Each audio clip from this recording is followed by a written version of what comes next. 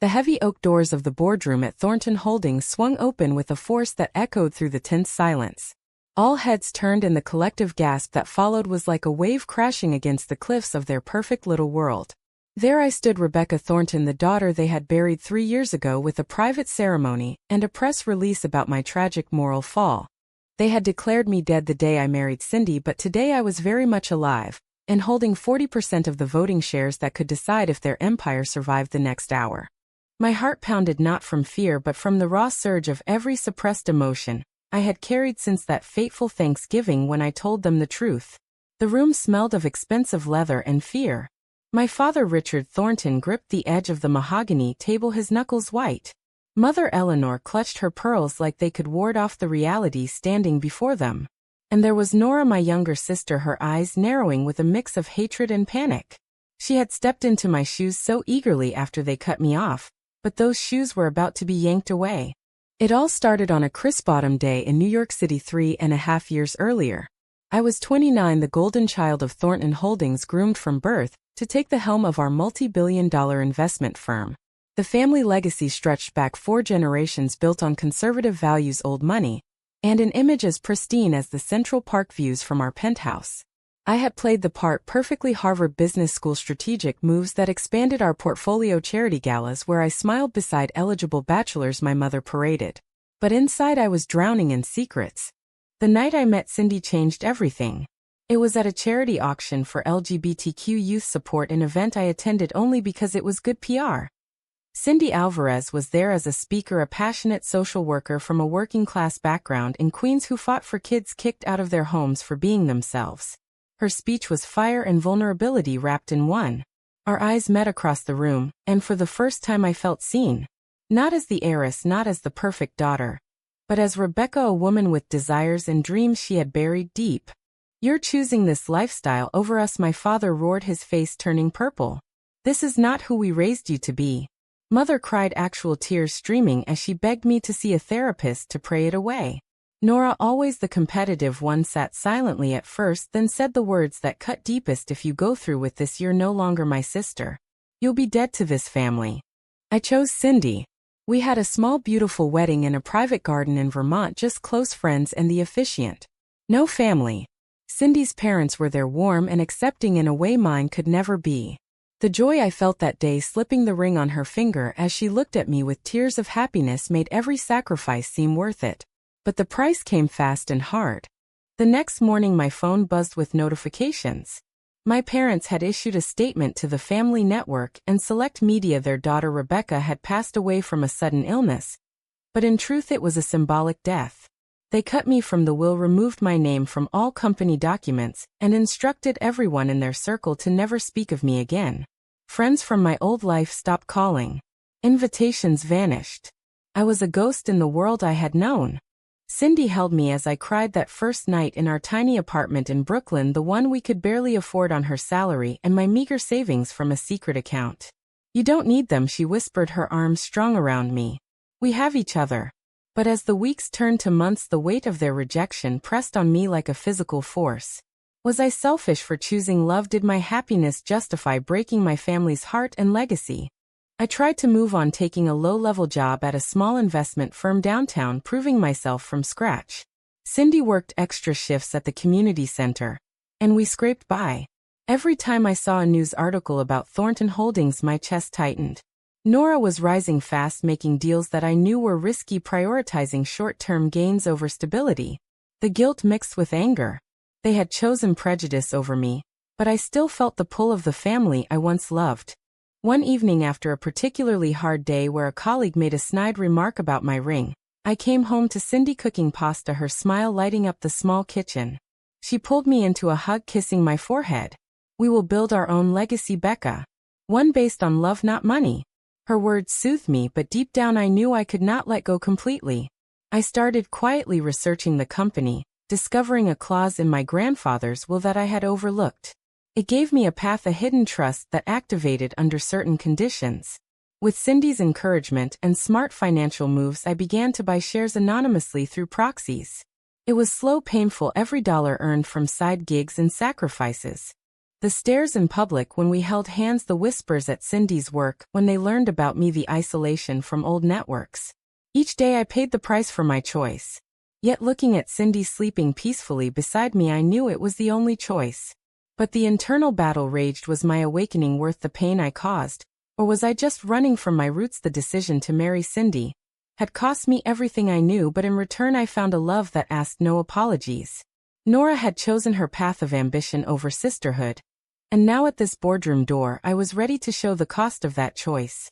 As the months stretched into the first year of our exile, the small victories with Cindy became my lifeline. We celebrated our first anniversary with a picnic in Prospect Park, sharing cheap wine and dreams of a future free from the shadow of Thornton Holdings. Cindy had taken a promotion at the youth center, her passion for helping kids like the ones she once mentored giving her strength. I borrowed daily. But the nights were hardest when the silence of our apartment amplified the absence of family calls, birthdays, unacknowledged holidays spent alone. I would stare at old photos on my phone, deleting them one by one only to restore them in tears, questioning every decision that led here. Nora wasted no time filling the void I left. News leaked of her aggressive expansion plans for Thornton Holdings, buying up properties in risky markets that screamed desperation for approval.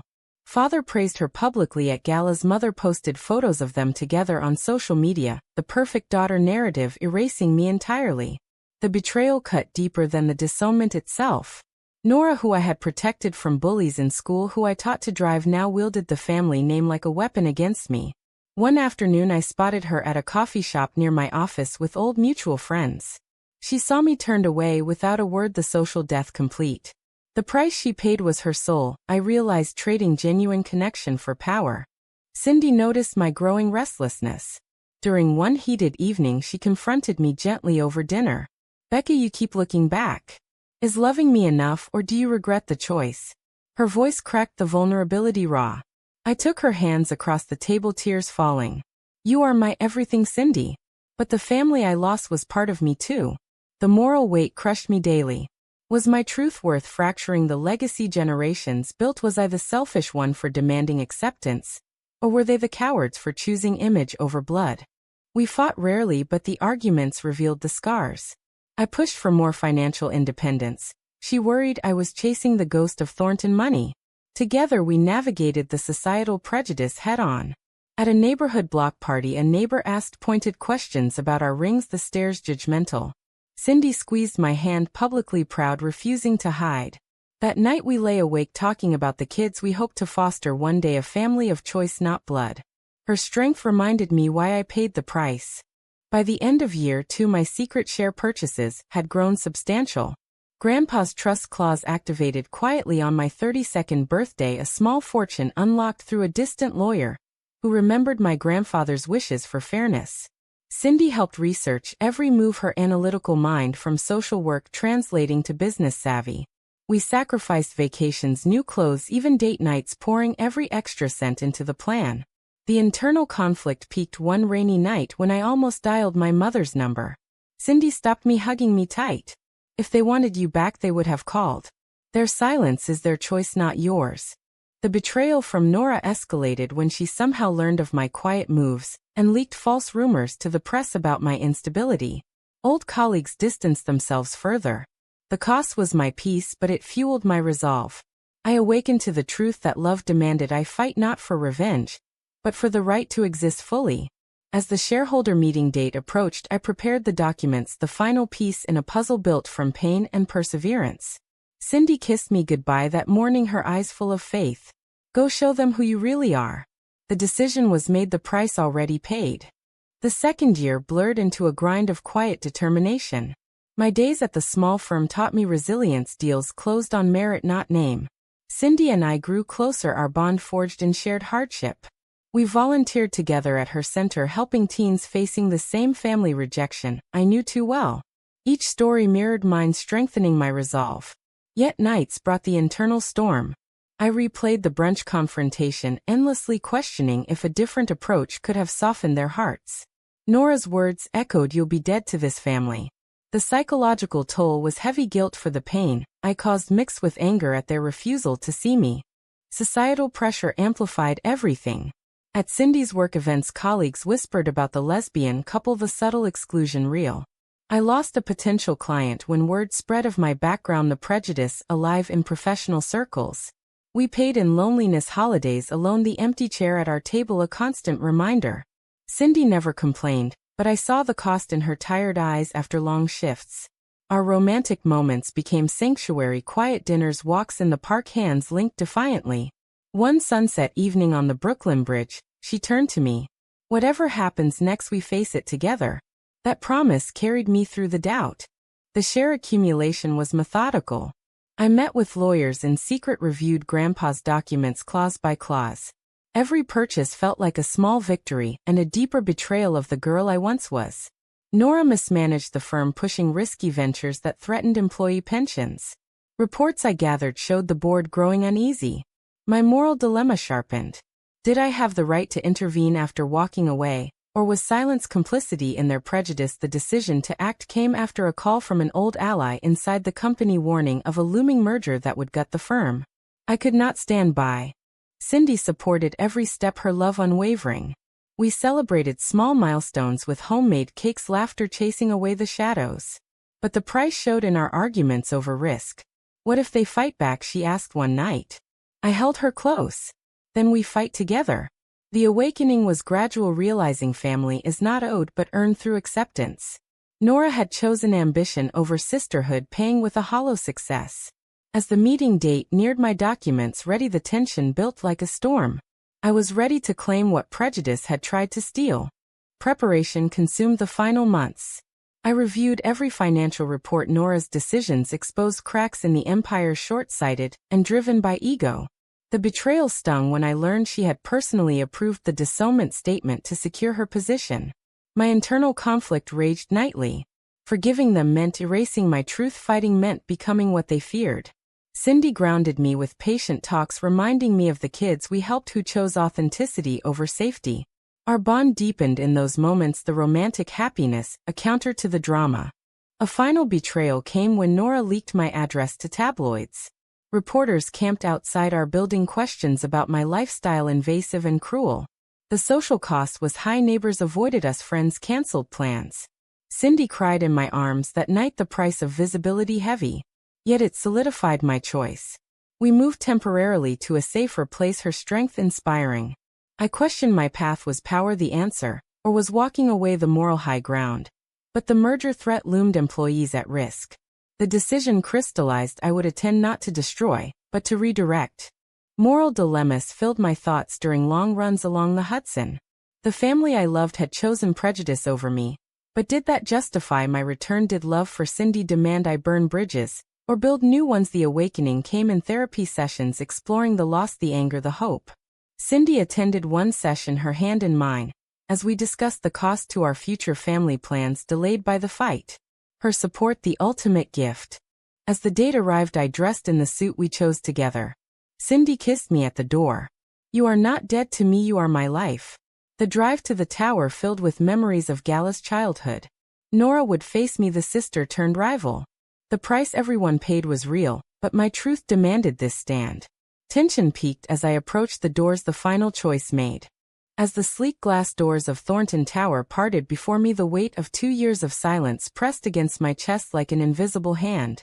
Cindy had begged me not to go alone, her eyes filled with that mix of fear and unwavering support that had carried us through the darkest nights. They broke you once, Becca, she whispered in the car, her hand warm on mine. Don't let them do it again. But this was not about breaking anymore. This was about standing in the truth of who I was. The elevator ride to the 40th floor felt eternal, each ding marking another layer of memory peeling back. Nora's face at the wedding announcement twisted in disgust.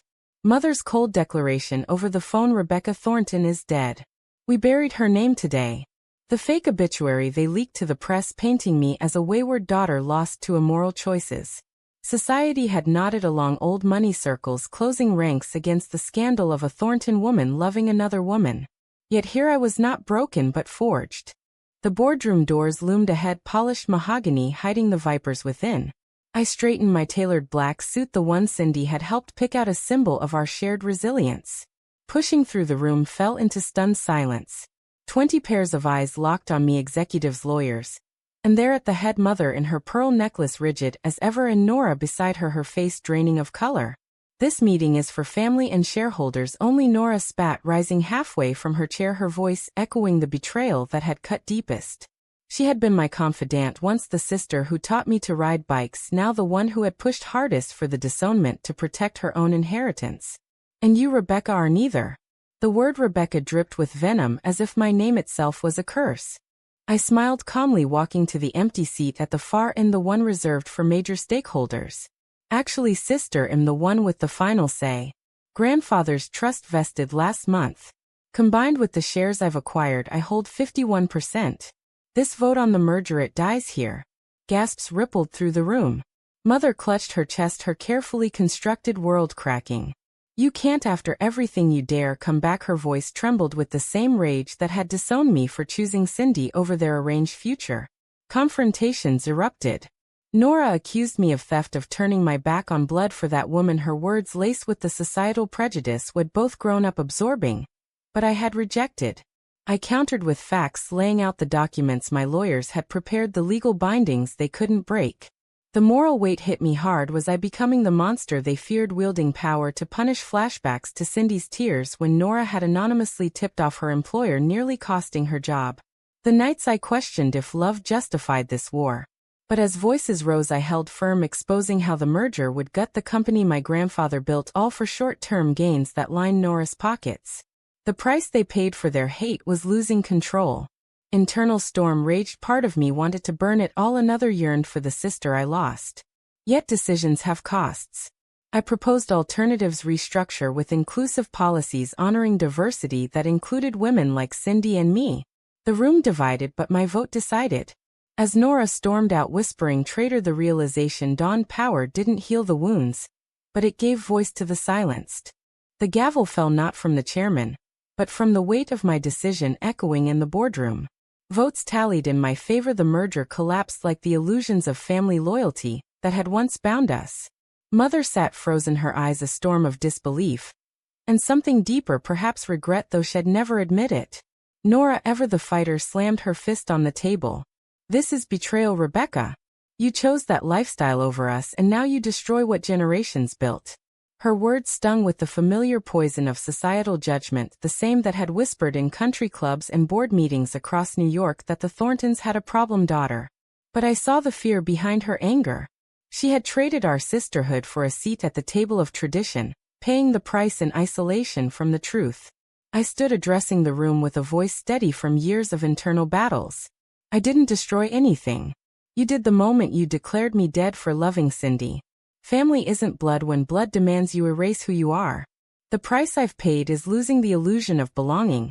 But I've gained something real, a life with the woman who stood by me when you all turned away." Cindy waited downstairs, her presence the anchor through every storm. Our romance hadn't been easy, the stolen moments, the fear of exposure, the joy of our simple wedding where only true friends attended. She taught me that happiness wasn't in empires, but in choices made with integrity. As I left the tower, the city lights of New York blurred through the car window. Awakening came not in victory, but in the quiet reflection. The moral dilemmas weren't black and white. Was disowning me their right to preserve legacy, or my fight back just as society's prejudices had amplified their fear, turning love into threat? Yet in claiming my power, I chose not total destruction but reform, new board seats for fresh voices, policies supporting LGBTQ employees, a nod to the cost everyone paid. Nora might never forgive, mother might cling to old ways. But I had awakened to my own strength. Driving home to our modest house in the suburbs where Cindy greeted me with open arms, the embrace that healed more than any boardroom win. "You did it," she said softly, her fingers tracing my face, the romantic spark that had started it all still burning bright despite the scars. In that moment the drama of power and prejudice faded against the simple truth of our bond. But as I lay awake that night, the question lingered, demanding judgment. When family chooses prejudice and rejection over unconditional love, is it right to seize control and force change? Or does true morality require walking away entirely to preserve one's soul?